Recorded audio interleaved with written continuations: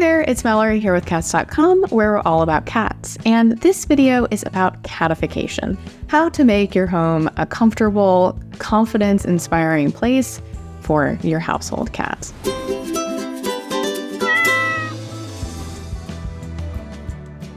Before I get into the content of the video, I want to say that it's sponsored by Tuft and Paw. They offer a wide variety of products that can help with catification, including a large line of cat furniture that is both functional for your cat and complementary to your home decor. So if you're interested in trying any of these products, check out the link in the description and the pinned comment. So what is catification?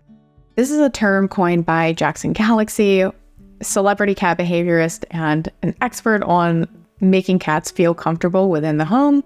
And he describes it as a way of making your home both human-friendly and cat-friendly at the same time. The nice thing about catification is that it doesn't really require a lot of special products. You can go out and buy cat furniture and different items to make your home more cat-friendly. But ultimately, you can catify simply moving things around in the home. The main objectives here are allowing your cat to establish a stable territory, giving them some entertainment and an outlet for their natural instincts, and giving them places where they can feel safe.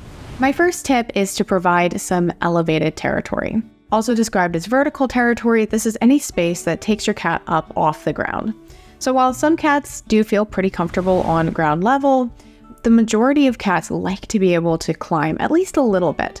It takes them off the ground, it gives them a little bit of an advantage over the other creatures in the home, and it makes them feel more confident. As I always mention, cats are both predator and prey animals, and so they are vulnerable to attack from larger animals.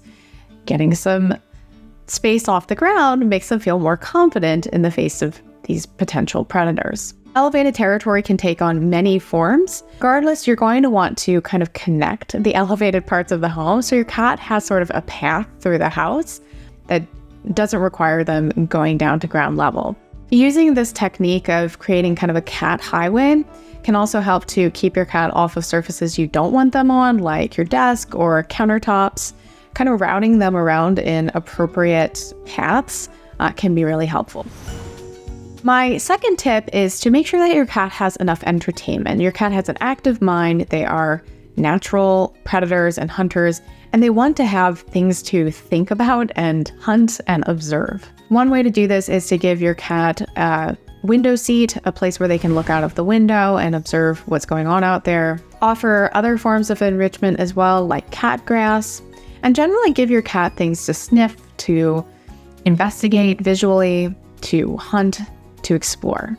This can be as simple as putting your cat tree next to a window or installing a window-mounted bed, or it could be as complex as creating a catio. So I'll put a link in the description to a guide to creating a catio outside of your home. It's not accessible to everyone, but if you can, creating a catio outside is going to give your cat access to a whole world of experience that they wouldn't have indoors.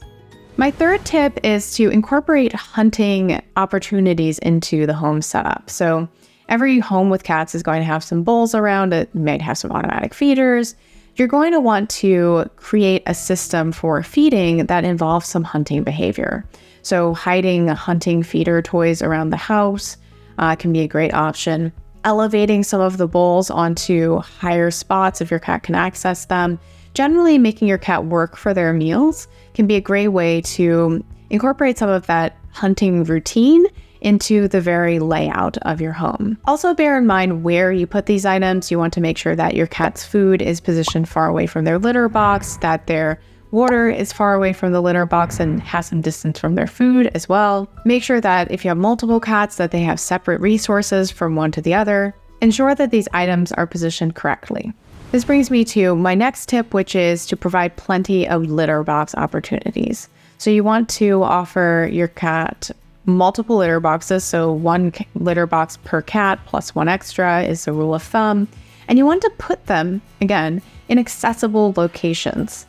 Socially relevant areas are the best place to put a litter box. So the area where your cat likes to hang out is often a good place to put the box, maybe sort of near a kitchen or near a living room, someplace that gets some traffic, but not a ton of traffic. a quiet area that is still a part of daily household activities. And finally, you want to help your cat establish their territory through scent. So not only does your cat need plenty of familiar items around the home that they know are theirs, they need to be able to mark those items with their scent. One of the most obvious ways to offer these kind of heavily scented items is by providing scratching posts. So your cat will mark these scratching posts with the pheromones secreted from their paws, providing consistent bedding, a consistent type of litter, and other consistently present objects that your cat is using a lot is going to create these kind of landmarks throughout the house that are infused with your cat's scent. When combined with a consistent routine, adding these little things to your home will help to alleviate behavioral issues, decrease stress, and give your cat a more fulfilling life experience. Let me know in the comments if you have any other ideas for catification or tips for catifying your house while maintaining kind of your preferred home decor scheme. Before I sign off though, I want to answer this viewer question, which comes from someone named SPV66. They ask, why do cats go crazy over the light dots from laser pointers? Do dogs or other pets/animals go just as crazy? So this is a really fun and interesting question, and it reminds me of a video I saw recently of an alligator chasing after a laser pointer, which shows that yes, other animals do in fact kind of go crazy over laser pointers. So what's going on here is that it's an incredibly bright, concentrated point of light, and so your cat can see it very easily. To your cat's eyes, it's going to look kind of green rather than red, but it's very apparent. The clear, erratic movement of the laser pointer mimics your cat's prey, and it just triggers this instinctive desire to hunt and to play with their prey. Now, cats, including big cats, do have a very particular way of kind of playing with their prey, but other animals will have that same kind of prey drive and instinct to hunt sort of a moving object like this.